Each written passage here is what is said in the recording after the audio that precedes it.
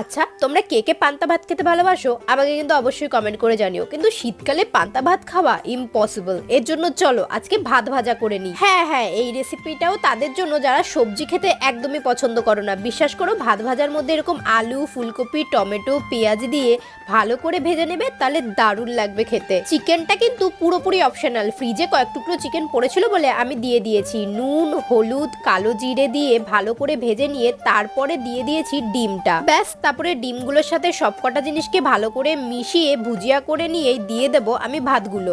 জানো তো, সবার প্রথমে যখন আমি এটা খেয়েছিলাম আমার মা আমাকে শুকনো খিচুড়ি বলে খাইয়েছিল। তোমরা এটাকে কি নাম বলো অবশ্যই কমেন্টে জানিও। আমি তো এটাকে ভাত ভাজা বলি। আজকে শাউট আউটে অন্তরা হালদার বাংলাদেশ থেকে বলেছে আমার তোমার ভিডিও খুব ভালো লাগে। Thank you Antara. আর মণিপাত্র বলেছে তোমার গলা আওয়াজ শুনলে আমার মন ভালো হয়ে যায়। Thank you so much. এদিকে দেখো আমার কিন্তু ভাত ভাজা রেডি। কি দারুণ লাগছে না দেখতে। আর আমার না প্রচন্ড ঠান্ডা লেগেছে। তোমরা কে কেমন আছো জানিও। টাটা।